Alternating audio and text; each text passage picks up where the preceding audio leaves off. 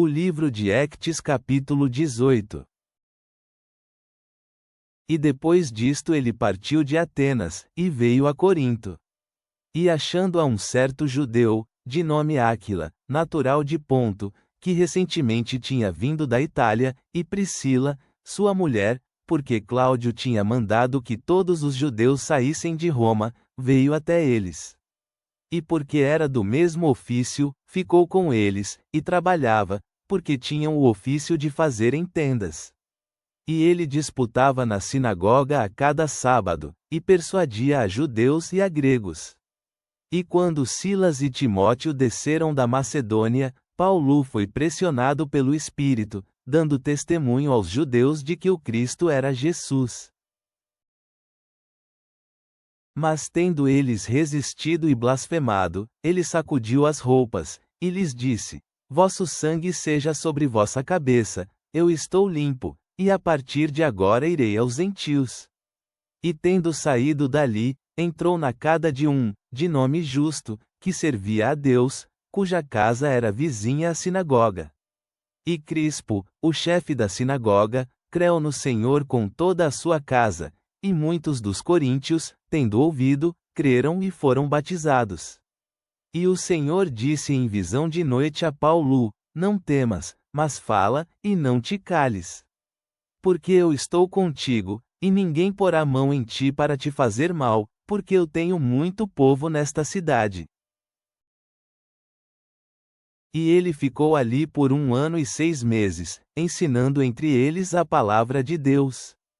Mas sendo Gálio o procônsul da Acaia, os judeus se levantaram em concordância contra Paulo, e o trouxeram ao tribunal, dizendo: Este persuadia as pessoas a servirem a Deus contra a lei. E Paulo, querendo abrir a boca, Gálio disse aos judeus: Se houvesse algum mau ato ou crime grande, ó judeus, com razão eu vos suportaria, mas se a questão é de palavra e de nomes, e da lei que há entre vós, vede-o vós mesmos, porque destas coisas eu não quero ser juiz. E ele os tirou do tribunal. Mas todos os gregos, tomando a Sóstenes, o chefe da sinagoga, feriram-no diante do tribunal, e a nada destas coisas Gálio dava importância. E Paulo, ficando ali ainda muitos dias, ele se despediu dos irmãos, e dali navegou para a Síria, e juntos com ele estavam Priscila e Áquila, tendo rapado a cabeça em Cencreia, porque ele tinha feito voto. E chegou a Éfeso, e os deixou ali, mas ele, entrando na sinagoga, disputava com os judeus. E eles, pedindo-lhe que continuasse com eles por mais algum tempo, ele não concordou.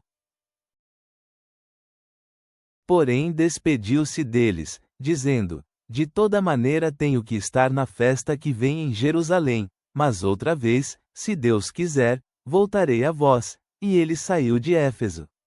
E tendo vindo a Cesareia, subiu e, saudando a igreja, desceu a Antioquia.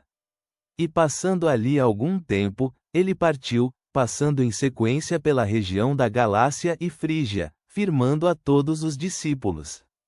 E chegou a Éfeso um certo judeu, de nome Apolo, natural de Alexandria, homem eloquente, bem capacitado nas Escrituras. Este era instruído no caminho do Senhor, e fervoroso de espírito, falava e ensinava corretamente as coisas do Senhor, ainda que soubesse somente o batismo de João.